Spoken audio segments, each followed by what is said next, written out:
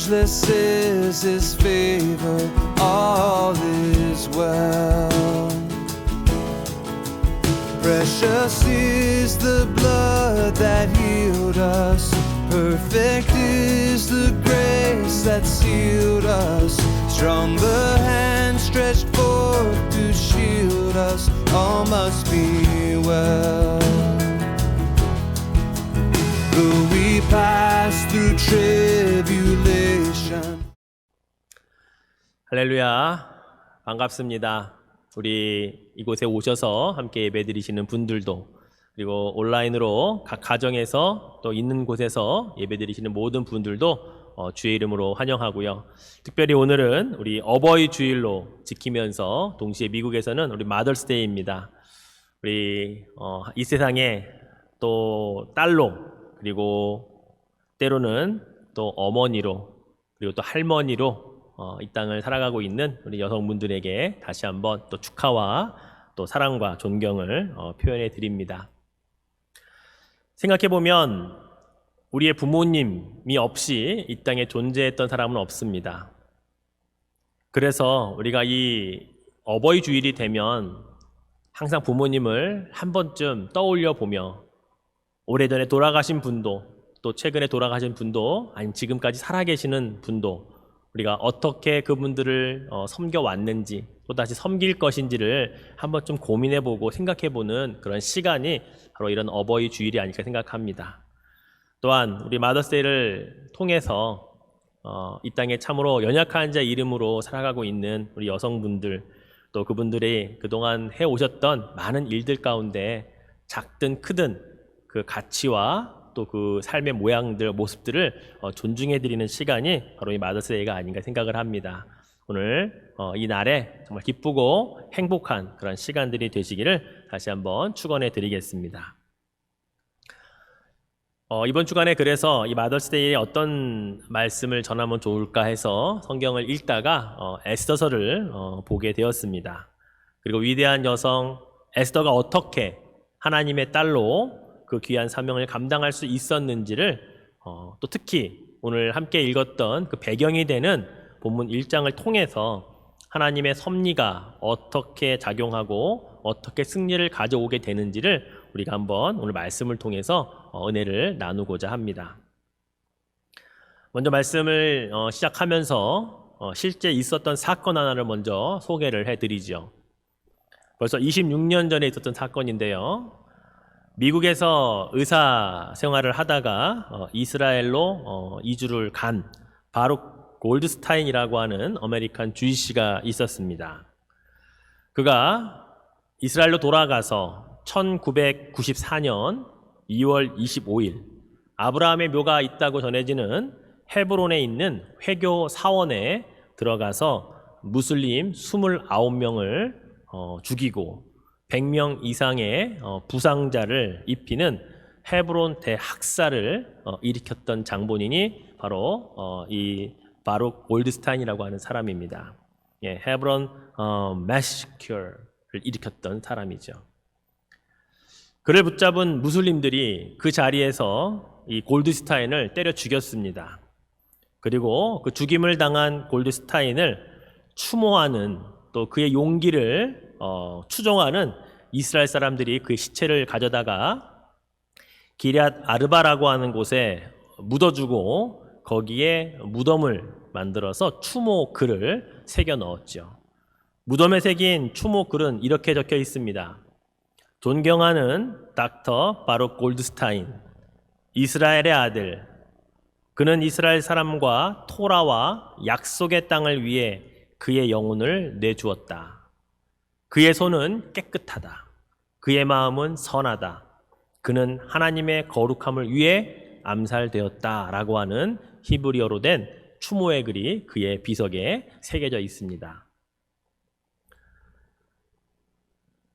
골드스타인의 사후에 그가 어떤 행적을 가지고 있었는지를 경찰에서 조사를 해보니까 이 범행을 저지르기 몇 시간 전에 유대인의 회당에서 불임절 기념식에 참석을 했던 것을 발견하게 됩니다.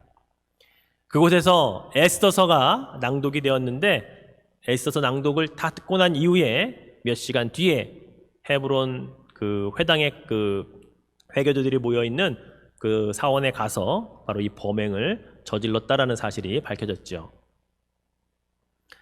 이 에스더서는 유대인들이 중요하게 지키는 이 불임절이라고 하는 이 절기, 그러니까 어떻게 해서 시작이 되었는가를 아주 잘 설명해 주는 그런 성경입니다. 바벨론 포로로 끌려가서 이국 땅에서 살던 유대인들이 당시 페르시아 제국의 총리였던 이 하만이라고 하는 사람의 음모와 계략에 의해서 다 몰살될 위기에 처했던 사건이 바로 이 에스더서에 기록이 되어 있죠. 하만이 유대인을 대학살할 날을 정하기 위해 그가 제비를 뽑았습니다. 바로 이 제비라고 하는 것을 히브리어로 프림이라고 말합니다. 그래서 바로 제비 뽑은 그 제비를 하만이 유대인을 학살하기 위한 날로 뽑았던 것이 프림이었는데, 그러나 하나님은 에스더와 모르드게를 통해서 그들의 지혜와 믿음을 통해 오히려 그 상황을 역전시켜 주어서 그 제비를 뽑은 프림을 뽑은 그날에 하만과 그를 따르던 7만 5천 명이라고 하는 사람이 오히려 죽임을 당하는 대역전의 날로 만들어 주셨죠. 이것이 프림절의 바로 역사입니다. 그래서 그 어려운 시기에 이스라엘 백성들에게 큰 승리를 안겨주었던 이날을 기념해서 지금까지도 이 불임절은 유대인들이 지키는 절기 가운데 아주 중요한 절기로 지켜지고 있습니다. 그런데 여러분, 우리가 에스더서를 읽을 때마다 정말로 주의해야 할 것이 있다면 바로 이런 점이에요. 에스더서는 결코 민족주의를 부추기는 성경이 아닙니다. 하나님의 백성이라고 불리는 이스라엘이 위대하고 그들을 위협하는 무리들은 처단해야 된다라는 내용으로 읽어서는 안 되는 성경이라는 겁니다. 우리들 중에 그 누구도 에스더서를 읽고 난 이후에 우리 민족의 원수라고 생각되는 그 누군가를 보복하기 위한 성경적 근거로 삼으면 안 되는 겁니다. 그렇게 읽고 행동하면 또 다른 바로 골드스타인이 될 수밖에 없는 거예요. 에스더서는 오히려 어느 민족이든지 어느 나라든지 앞을 내다볼 수 없는 민족적 위기의 상황에서 연약한 여인이 믿음을 가지고 지혜와 용기를 사용해서 하나님의 섭리가 완성되었던 바로 역사로 읽어야 하는 거고 간증집으로 읽어야 하는 책이 에스더서라고 하는 겁니다. 또한 어느 민족이든지 어느 나라든지 풍전등화 앞과 같은 그런 상황 속에서 하나님을 향하여 기도하면 하나님이 들으신다라고 믿을 수 있는 책이라는 거죠. 하나님은 민족의 운명과 그들의 어려움 앞에서 결코 잠잠하시거나 침묵하시는 분이 아니다라는 것을 이 에스더서를 통해서 우리가 기억할 수 있어야 하는 책이 바로 에스더서라는 사실이죠. 그런데 여러분, 그거 아세요? 에스더서 전체를 아무리 읽어봐도 하나님이라는 단어가 단 한 번 나오지 않습니다. 여호와라는 단어가 한 번도 기록되어 있지 않은 책이 에스더서입니다. 그래서 어떤 학자들은 에스더서가 성경 66권에 들어오는 것을 반대했던 학자들도 있었어요. 우리가 잘 아는 마틴 루터도 이 에스더서는 차라리 우리에게 전해지지 않았으면 더 좋았을 뻔했다라고까지 혹평을 하기도 했던 그런 사람입니다. 그러나 그렇지 않습니다. 이 에스더서가 갖는 의의는 정말 큽니다. 단 한 번도 하나님이라는 이름, 여호와라고 하는 이름이 성경에 기록되어 있지 않지만 그럼에도 불구하고 하나님께서 어떻게 인류의 역사에 개입하고 계시는지, 하나님이 어떻게 그 안에서 하나님의 섭리를 이루어 가시는지를 오히려 더 잘 드러내는 책이 바로 이 에스더서라고 하는 사실이죠. 그래서 우리는 이 에스더서를 읽을 때마다 하나님의 백성들이 나라와 민족을 위하여 어떻게 해야 하는지, 어떤 마음을 가지고 어떻게 간구해야 하는지를 우리들은 깨달을 수 있게 되는 겁니다. 어려울 때 더욱더 하나님 앞에 부지런히 나아가야 하는구나, 하나님이 그럴 때 더 역시 하나님이 들으시고 응답하시는 분이시구나 라는 것을 알게 하는 성경이라는 것이죠. 결코 역사 속에서 눈 감고 계시는 분이 아니시구나라는 것을 알게 됩니다.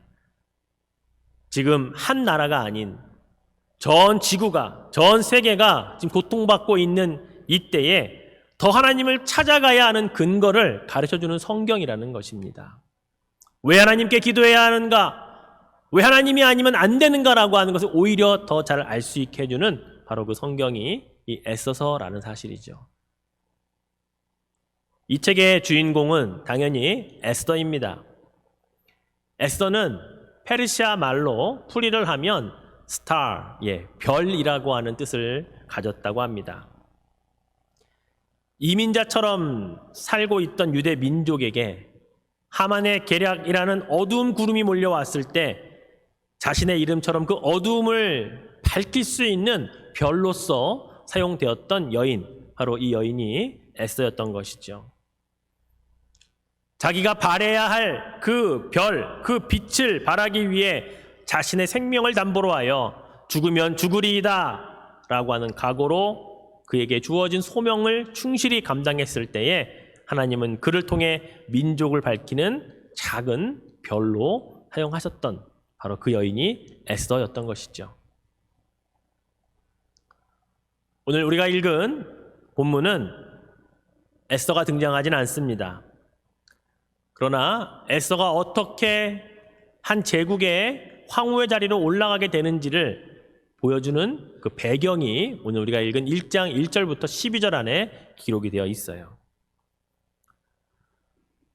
포로로 끌려갔죠. 부모님도 계시지 않는 고아의 그런 연약한 여인이 어떻게 그러한 땅에서 최고의 자리인 왕의 왕비로까지 갈 수 있었는가를 보여줄 수 있는 그 배경이 바로 오늘 본문 가운데 있다는 것이죠. 자, 1절 말씀을 보면 이렇게 기록되어 있습니다. 이 일은 아하수에로 왕 때에 있었던 일이니 아하수에로는 인도로부터 구스까지 127 지방을 다스리는 왕이라. 아하수에로 왕은요, 역사서에 보면 페르시아 제국의 제4대 왕이었다고 합니다. 그의 본래 이름은 크세르크세크라고 하는 사람의 본명이었는데 이 말을 히브리어식으로 바꾸어서 발음을 하면 아하수에로라고 하는 이름이 나옵니다. 그래서 이 에스더서는 유대인들이 읽을 책이잖아요. 그러다 보니까 발음 자체를 히브리식으로 바꾸어 놓았기 때문에 아하수에로라고 하는 이름이 기록이 되어 있는 거죠. 실제로는 크세르크세크라고 하는 페르시아의 4대 왕이었습니다. 우리가 잘 알고 있는 고레스 왕 있죠? 고레스 왕의 칙령에 의해서 바벨론 포로로 끌려갔던 이스라엘 백성들이 유대로 귀환을 하게 되는데 그 왕이 1대 페르시아 왕이고요. 2대가 캄비세스라고 하는 왕인데 이 왕이 이집트를 정복을 해서 영토를 확장합니다. 그리고 3대 때 다리우스, 성경에도 나오죠? 다리우스 1세가 인도까지 정복을 해서 확장을 한 상태에서 이제 4대 크세르크세크가 바로 아하수에로 왕이 이제 가장 넓은 지방을 다스리면서 인도에서부터 아프리카 구스까지 전 지역을 127개의 지방으로 나누어 다스릴 만큼 아주 강력한 영토와 그리고 힘과 권력과 모든 것을 차지하고 있었을 때가 바로 아하수에로 왕 때였다는 것입니다. 2절에 보면 아하수에로 왕이 수산궁에서 즉위했다라고 나오거든요. 이 수산궁은 다니엘서에도 나오고 느헤미야서에도 나옵니다. 페르시아는 영토가 엄청 넓잖아요. 그러다 보니까 주요 수도를 4군데에다가 정해놨습니다. 지도를 보시면 엑바타나, 그리고 바빌론, 그 다음에 페르세폴리스, 그리고 나서 수산, 이 4개의 이 일종의 수도를 만들어 놓고 이 4지역에서 모든 것들을 다스렸다고 합니다. 특별히 이 수산이라고 하는 곳은 우리가 겨울궁이라고 알려져 있는데 그 이유는 여름철에는 너무 더워서 여기를 벗어나서 다른 지역에 가 있다가 겨울이 되면 서늘해지는 그 수산궁으로 와서 지내기 때문에 여기를 겨울궁이라고 이렇게 이야기를 합니다. 이 수산궁은 일반인들이 사는 지대보다 약 22m, 약 72피트 정도가 더 높고요. 그리고 넓은 이 지역에 성벽이 자그만치 13.7마일, 자그마치 4km나 되는 엄청난 사이즈를 가진 그런 궁이었다고 하죠. 자, 이렇게 수산궁에서 아하수에로 왕이 즉위한 지 3년째 되는 그때 큰 잔치를 벌이게 됩니다. 그런데 이 잔치가 하루 이틀에 끝나는 잔치가 아니라 성경에 보면 180일 동안 잔치를 벌였다고 말합니다. 180일, 6개월 동안 잔치가 벌어진 거예요. 자, 오늘 본문의 3절과 4절의 말씀을 보면 이렇게 기록되어 있죠. 왕위에 있은 지 제3년에 그의 모든 지방관과 신하들을 위하여 잔치를 베푸니 바사와 메대의 장수와 각 지방의 귀족과 지방관들이 다 왕 앞에 있는지라. 왕이 여러 날 곧 180일 동안에 그의 영화로운 나라의 부함과 위엄의 혁혁함을 나타내니라. 예. 무엇 때문에 180일이나 잔치를 베풀었을까요? 단순히 먹고 즐기기 위해서요? 그것만은 아니었습니다. 역사적인 기록을 보면 현재 영토에 만족하지 못하고 더 큰 영토를 확보하기 위한 아하수에로 왕의 계획이 있었다고 합니다. 그리스까지 칠 계획을 세워놓고 그 계획을 실행하기에 앞서 장수들과 각 지방 장관들과 관료들을 위로하기 위해 또는 사기를 진작시키기 위해 벌였던 잔치가 180일간의 수산궁에서의 잔치라고 역사서는 기록을 하고 있죠. 그러면서 4절 말씀처럼 페르시아가 얼마나 위대하고 부하고 영화로운 나라이며 그 나라를 다스리는 왕 아하수에로가 얼마나 위엄 있는가를 보여주기 위한 또 하나의 과시하는 잔치이기도 했었습니다. 그런데 여러분, 잔치가 이것으로 끝나는 것이 아니었습니다. 180일이 끝나는 날부터 다시 또 7일 동안 잔치를 베푸는데 이 7일 동안에는 수산궁에 거하는 모든 백성들을 위해서 한 번 더 잔치를 벌이게 됩니다. 5절에 보면 이 날이 지남에 왕이 또 도성 수산에 있는 귀천간의 백성을 위하여 왕궁 후원뜰에서 7일 동안 잔치를 베풀세. 5절에 또 이렇게 잔치를 7일 동안 연달아서 벌였다고 기록하고 있습니다. 즉 180일이 지난 187일 동안의 잔치가 끊어지지 않았다고 하는 거죠. 6절 이하에 보면 페르시아 왕이 얼마나 위대하고 부유한 왕이었던가를 여러 묘사를 통해 덧붙여 설명해 주는 것을 보게 됩니다. 온갖 종류의 보석과 대리석과 금과 은으로 치장된 술잔들, 똑같은 모양이 하나도 없을 정도로 페르시아가 가지고 있던 그런 엄청난 부가 어떤 것이었는지를 설명을 글로 해주고 있어요. 여러분, 실제로 페르시아가 알렉산더 대왕에 의해 멸망이 될 때요, 수산궁을 점령할 때 상황을 묘사한 것을 보면 그 안에서 꺼내 나온 금만 306톤, 은이 1360톤의 금들이 그때 수산궁에서만 쏟아져 나왔다고 합니다. 7절 말씀처럼 금으로 된 술잔들이 있는데 이 잔이 다 모양이 틀렸다고 말해요. 이 페르시아 지역에서 지금도 출토되어지는 이 금으로 된 잔들이 지금까지도 남아 있는데 보면 지금도 이렇게 금으로 아주 이렇게 장식들을 잘할 수 있을까 싶을 정도로 아주 멋진 잔들이 지금까지도 발굴이 되고 있다고 하죠. 얼마나 금들이 많았으면 술잔을 다 금으로 마셨을까?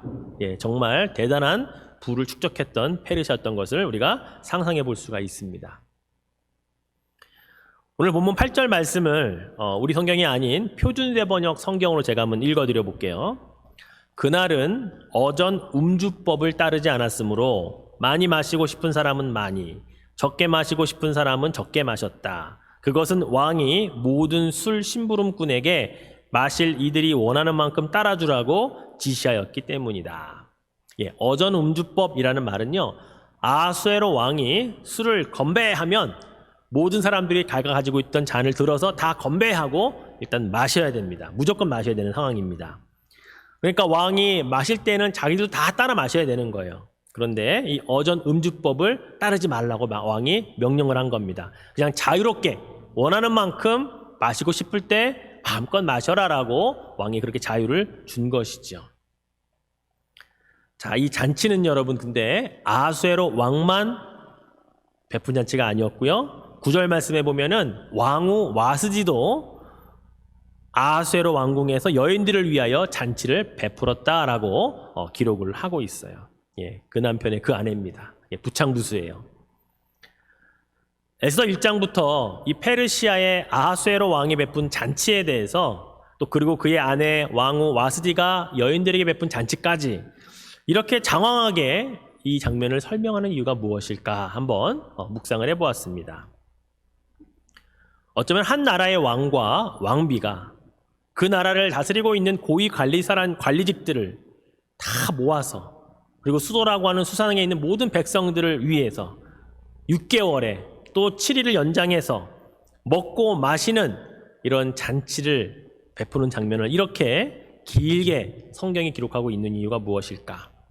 어쩌면 페르시아의 제국의 미래가 이렇게 흥청망청 지내다가 멸망의 길로 가는 것은 아닐까라고 하는 것을 미리 예견해 주는 장면이 아닐까 역으로 생각해 볼 수 있다고 하는 거죠.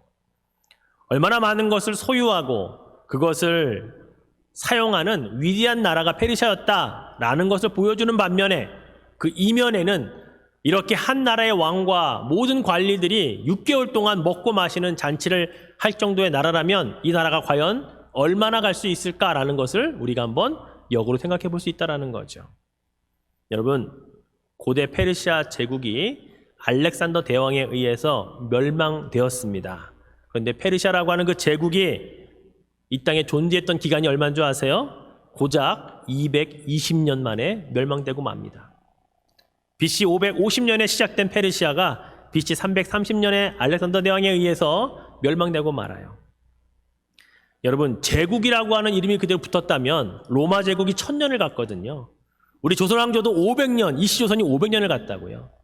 그런데 그것에 반도 못 미치는 220년 만에 페르시아 제국이라고 하는 이 나라가 멸망에 갔다라는 것은 이미 오늘 우리가 에스더서 1장을 통해 이렇게 흥청망청 6개월 동안 잔치하고 먹고 마시는 일을 하는 왕과 관리들이 있는 나라 결코 오래가지 못한다라는 것을 역으로 우리는 볼 수 있다는 것이죠. 그래서 이러한 역사는 오늘을 살아가는 우리들에게도 분명히 주는 교훈이 있다는 사실이에요. 어쩌면 우리가 속해 있는 미국이 점점 과소비와 향락을 향해 치닫고 있는 장면들을 보면서 우리가 제대로 된 방향으로 가고 있는가를 우리가 점검하지 않으면, 우리가 묵인한다면 과연 미국의 역사도 그리 오래가지 못할 것이다라는 것을 하나님이 경고하는 말씀은 아닌가라는 것이죠. 미국이 영국으로부터 완전히 독립을 선언한 날이 1776년 7월 4일이죠. 올해 2020년 독립 244주년을 맞이합니다. 이제 겨우 페르시아보다 20여 년 더 지났을 뿐이에요. 그런데 미국은 괜찮습니까? 미국은 이렇게 흥청망청 환락과 쾌락과 이런 쪽을 향하여서 달려가고 있는 나라는 아닙니까? 오늘의 미국 사회를 성경적 관점에서, 기독교적 관점에서 바라본다면 미국의 선구자였고 아버지라고 하는 이 필그림들, 청교도들의 정신들을 하나도 찾아볼 수가 없지 않습니까? 상업주의와 자본주의와 자유주의와 인권이라는 미명하에 너무나 많은 것들을 무시하고 있고 잃어버려 가고 있고 성경과는 다른 방향으로 가고 있는 이 땅의 미국을 볼 때에 우리는 과연 괜찮냐라고 하는 질문을 해봐야 한다는 것이죠. 이대로 가면 인류의 역사가 수없이 우리에게 증명해 주었듯이 그 끝은 분명 타락과 멸망이라는 결과를 받아들일 수밖에 없다는 것을 우리가 기억할 필요가 있다는 겁니다. 이 시대를 살아가는 그리스도인으로 먼저 하나님이 주시는 역사적 경고를 먼저 깨달아야 할 것입니다. 세상은요, 오히려 지금보다 더 화려하고 찬란하고 쾌락을 향해 치닫을 것입니다. 자유롭기만 하다면, 행복해질 수만 있다면 성경 말씀에 어긋난다고 해도 무시하고 그냥 법안을 만들어낼 것입니다. 그래서 우리가 중요한 거예요. 홍수로 심판을 하셨던 그때에도 노아한 사람을 통해 하나님은 세상을 구원하셨습니다. 아니, 하나님 편에 서 있던 노아의 가족들이 있었습니다. 소돔과 고모라 때에도 불심판 속에서도 롯의 가족은 구원이 되었다고요. 오늘날 이 시대를 살아가는 우리들이 믿는 자의 삶을 제대로 살아가야 하는 이유와 그 근거가 바로 이런 성경에서 찾아내야 한다는 것입니다. 그 믿음과 그 정신이 오늘 우리들에게 있는가 점검해 보아야 한다는 것이죠. 어쩌면 우리보다 다음 세대, 우리의 자녀들이 살아가야 할 그 세대가 더 위험할지 모릅니다. 그들을 위해 이제 5월 가정의 달을 맞이해서 어린이 주일, 어버이 주일 이렇게 지나가면서 우리는 우리의 자녀들을 향해 무엇을 전달해주고 있는가? 우리의 어린이들을 위해, 다음 세대를 위해 우리는 무엇을 준비해주고 있는가? 정말 심각하게 고민해보지 않으면 안 된다는 것입니다. 특별히 이렇게 가족들끼리 함께 집안에 있는 시간이 많아지는 이때에 그들과 무엇을 할 것인가, 무엇하며 보낼 것인가에 대한 진지한 고민들이 있어야 한다는 사실이에요. 그래서 여러분, 하나님이 보시기에 아직 세상은 심판받을 때가 아니다. 주의 자녀들로 인하여 아직 이 땅은 더 내가 두고 볼 만한 나라다, 땅이다 라고 하나님이 그렇게 말씀하실 수 있도록 우리부터, 우리 가족부터, 우리 교회부터, 우리 공동체부터 그렇게 시작될 수 있기를 주의 이름으로 축원해 드립니다. 180일의 잔치와 7일간의 잔치, 이제 마지막 날의 이야기가 오늘 본문 가운데 기록되어 있습니다. 왕이 베풀었던 잔치, 왕후가 베풀었던 잔치, 이제 마지막 7일째 되는 그날의 이야기가 마지막 본문에 기록되어 있어요. 자, 이날 이제 187일째 되는 날이죠. 아하수에로 왕이 좀 술에 많이 취해서 취기가 있었던 것 같습니다. 기분이 좋았습니다. 그래서 이제 하이라이트로, 클라이막스로 이제 자신의 아름다운 왕비, 이게 와스디를 잔치에 초청한 많은 사람들에게 자랑하고 싶었던 것 같아요.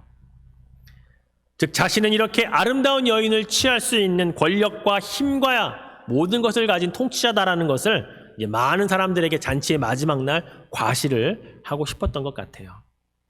그래서 본문에 보면 궁중 내시를 한두 사람이 아니라 7명이나 왕 와스디에게 보내서 이 잔치의 자리로 나오라고 그렇게 명령을 하고 또 초청해 오는 장면이 나옵니다. 그런데 여러분, 문제는 왕 와스디가 왕의 명령을 거부합니다. 거절해요. 그러면 사건이 커져버립니다. 사실 와스디라고 하는 이 이름은요, 고대 페르시아어로 하면 최고라는 뜻의 이름이라는 겁니다. 발음을 하면 페르시아어로 아름다운 여인이라고 하는 그런 발음이, 비슷한 발음이 와스디라고 하는 발음이라고 합니다. 그만큼 이 왕후 와스디는 최고의 미모까지 갖춘 여인이었기 때문에 아하수에로 왕에게는 자랑하고 싶은 마음이 있었던 것 같아요.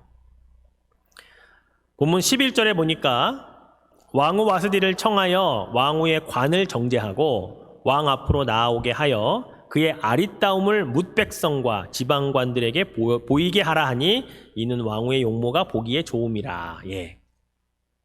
그런데 왕의 명령을 와스디 황후가 거절합니다. 왜 그랬을까? 사실 성경은 기록되어 있지 않습니다. 그래서 우리가 그냥 추측만 할 수 있을 뿐이에요. 어떤 주석가들과 또 유대인들이 잘 보는 탈굼이라고 하는 그 책에 보면 이 11절에 있는 내용을 이렇게 해석을 해놓았습니다. 왕후에게 왕후의 관을 쓰고 나오라는 말은 옷은 입지 말고 왕후의 머리에 관만 쓰고 오라는 명령이었다. 그래서 와스디는 벌거벗은 채로 나오라는 왕의 명령을 거부한 것이다 라고 그렇게 해석한 번역서도 있고요. 또한 고대 역사가 요세푸스는 이렇게 해석을 했습니다. 당시 페르시아의 법은 남들에게 아내를 보여주는 것은 금기시했다. 그런데 아하수에로 왕이 술에 너무 취해서 그 법을 무시하고 자신의 아내를 보여주고자 했기 때문에 왕으로서는 거부할 권한이 있었다. 이렇게 요세푸스는 해석을 합니다. 자, 어떤 이유에서든지 성경은 그것을 기록해놓고 있지 않기 때문에 우리가 그냥 추측할 뿐이에요. 또 우리가 억지로 이것이 맞다 저것이 맞다 이렇게 할 이유도 없습니다. 성경이 제시하지 않은 이유는 그다지 중요하지 않기 때문에 기록되어 있지 않았다라고 생각할 수가 있기 때문에 그래요. 어쨌든 우리가 아는 사실은 왕후 와스디는 어떤 이유에서든지 간에 왕의 명령을 거절했다라고 하는 것만큼은 우리가 알 필요가 있다는 거죠. 그래서 결국 오늘 본문의 마지막 12절에 보면 이렇게 기록하고 있죠. 그러나 왕후 와스디는 내시가 전하는 왕명을 따르기 싫어하니 왕이 진노하여 마음속이 불 붙는 듯 하더라 라고 오늘 본문의 끝이 나요. 아하수에로 왕이 화가 머리끝까지 치밀었던 것 같아요. 아하수에로 왕이 누구예요? 페르시아의 4대 왕으로 지금까지 갖지 못했던 모든 영토의 가장 큰 영토를 가지고 있고, 이제 잔치가 끝나면 그리스 지역까지 장악하려고 하는 엄청난 포부를 가진 이 왕이 자기 아리따운 여인을 잔치가 끝나는 마지막 날에 많은 사람들에게 보여주고 싶은 그 마음을 이제 하이라이트를 이것으로 마치려고 했는데 쉽게 이것이 허락되어지지 않는 것을 보면서 화가 굉장히 많이 났던 것을 보게 됩니다. 우린 여기서 똑같이 용감했던 두 황후를 한번 비교해 볼 필요가 있습니다. 황후 와스디와 그 다음에 왕후가 된 에스더를 비교해 볼 수 있죠. 황후 와스디와 에스더 둘 다 아름다운 여인이었죠. 둘 다 용기가 있는 자들이었습니다. 한 여인은 왕의 부름에 나가지 않는 용기가 있는 자였고요. 한 여인은 왕의 부르지도 않았는데 나가는 용기를 가지고 있는 자였습니다. 똑같은 용기를 가진 자였어요. 그런데 두 사람의 가장 큰 차이가 뭔지 아세요? 바로 지혜가 있었느냐 그렇지 않느냐의 차이였다는 거죠. 바로 하나님이 주시는 지혜로 죽으면 죽으리다 하고 용기를 내어 왕에게 나갔던 에스더가 바로 와스디와는 다른 차이점이 있다는 거예요. 그렇습니다. 이 용기로 인해 한 여인은 폐위가 되고 이 용기로 인해 한 여인은 자기의 민족을 구원하는 놀라운 역사를 이루어내는 바로 이것은 단순히 용기만 가졌다고 된 것이 아니라 거기에 하나님이 주시는 지혜로 무장되어질 때에 하나님이 그를 통해 역사하신다라는 것을 우리도 알게 한다라는 것입니다. 사랑하는 성도 여러분, 이러한 상황 속에서 고아였고 포로로 끌려왔던 자의 자손이었던 에스더가 왕후의 자리에 앉게 되는 사건이 조성이 되는 것입니다. 하나님이 하셨다라는 말 외에는 이 상황을 설명할 수가 없습니다. 에스더가 여호와 하나님에게 왕후가 되게 해달라고 기도하지 않았습니다. 그런 기도한 내용들이 없어요. 그럼에도 불구하고 하나님이 이스라엘 민족을 구원하시기 위해 이 어린 소녀를 왕후의 자리에 앉히도록 역사를 주관하시는 그 하나님의 섭리를 우리는 발견할 수가 있어야 한다는 것이죠. 기록되어 있지 않고 보이지 않는 하나님이시지만 그러나 그분의 섭리는 보이지 않지만 여전히 역사하고 있고 여전히 활동하고 있고 여전히 그분의 뜻을 통해 그 인간들의 역사 속에 개입하고 계시다는 사실을 우리가 기억할 필요가 있습니다. 여러분, 어찌 보면 한 남자와 한 여자의, 아니 남편과 아내의 그냥 단순한 부부싸움으로 끝날 수 있는 해프닝으로 끝날 사건일 수도 있어요. 부부가 의견이 맞지 않는 일이 얼마나 많아요. 남편이 부른다고 왕후가 나가기 싫어라고 한번 말했다고 이것이 왕후를 폐위하는 사건까지 연결된다라고 하는 것은 하나님께서 다음 에스더를 그 황후의 자리에 세우기 위해 이 작은 남자와 여자, 남편과 부인 간의 작은 부부싸움으로 끝날 이 해프닝을 하나님의 역사를 통해 폐위와 새로운 황후를 맞아들이는 일로 연결시켜 가는 것. 이게 여러분 하나님의 섭리가 아니겠습니까? 말씀을 맺겠습니다. 그렇습니다. 우리들 인생도 하나님은 이와 같이 개입하신다는 거예요. 인류의 역사라는 큰 틀 안에서만 개입하시는 분이 아니라 내 개인사에도 우리의 가정사에도 하나님은 여전히 관심 있게 늘 개입하고 계시다는 사실을 우리가 기억할 필요가 있다는 겁니다. 오늘 저와 여러분의 일거수일투족 우리의 입술을 통해 내뱉는 한마디 한마디에도 하나님은 관심을 갖고 계시다는 거예요. 이 말을 했으니 내가 이루어져야지. 이렇게 믿고 있으니 내가 이렇게 역사해 줘야지 라고 하는 하나님의 섭리는 여전히 저와 여러분의 삶 속에 하나님은 계시다는 사실을 기억하시기를 바랍니다. 지금은 우리가 아무것도 아닌 것 같아도 그러나 우리 한 사람을 위해 나 한 사람을 위해 하나님의 아들 독생자 예수 그리스도를 보내주신 분이 무엇이 아까워서 우리를 위해 주시는 것을 가리시고 감추시겠습니까? 사랑하는 성도 여러분, 이번 한 주간도 하나님의 섭리 가운데 살아가고 있음을 기억합시다. 오늘 하루도 여러분이 하나님의 섭리 안에 이 자리에 있고 온라인 예배를 드리고 있고 여러분의 삶의 터전에 계시다는 사실을 기억합시다. 그 믿음 가지고 일주일을 또 견뎌내고 이겨냅시다. 하나님의 섭리는 승리하게 하시는 하나님이심을 믿읍시다. 그래서 지금 힘들고 어려운 상황 속에 있지만 이것으로 끝이 아니라 이 작은 것 하나하나에 개입하신 하나님의 섭리를 통해 우리는 또다시 일상에서 승리하고 그 승리하게 하신 하나님을 찬양하는 그러한 저와 여러분의 삶이 될 수 있기를 주님의 이름으로 축원해 드리겠습니다. Happy still in God confiding, fruitful if in Christ abiding, steadfast through the Spirit's guiding, all must be well.